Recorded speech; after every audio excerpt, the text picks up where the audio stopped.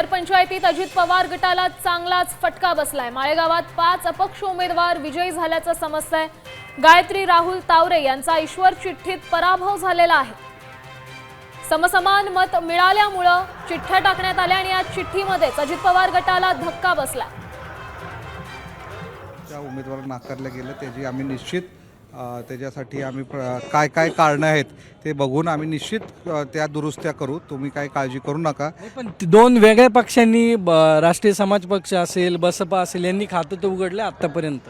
नाही, दोन पक्षांनी खातं उघडलं, कुठला ना कुठला ज्यावेळेस उमेदवार निवडून येतो कुठला तरी पराभूत होतो ना, मग तो कुठल्या तरी पक्षाचा असतो किंवा अपक्ष असतो। पण तुमच्याकडून बऱ्यापैकी जे अपक्ष होते जे अपक्ष निवडून आले त्यांना तिकीट जे ते डावलले होते दिले नाही, तेही परत ते तुमच्याबरोबर येणार का प्रयत्न करणार? नाही, सगळे जे अपक्ष आहेत किंवा आता निवडणूक ही निवडणुकीपुरती असते, तेवढ्या दिवसांपुरती असते। निकाल झाल्यानंतर आपल्याला बारामतीच्या जनतेच्या भल्यासाठी जे काय करायचं असेल तिथं आपल्याला विचार करून सगळ्यांना एकत्र घेऊन काम करायचं आहे। त्यामुळं कोण निवडून आलं कोण पडलं हे म्हणण्यापेक्षा जनतेचे प्रश्न काय आहेत ते कसे सोडवता येईल एकत्रितपणे ह्याच्यासाठी पण त्यांना उमेदवारी देण्यात चुकलं असा चूक आणि बरोबर नसतं। जनता चूक आणि बरोबर ठरवत असते।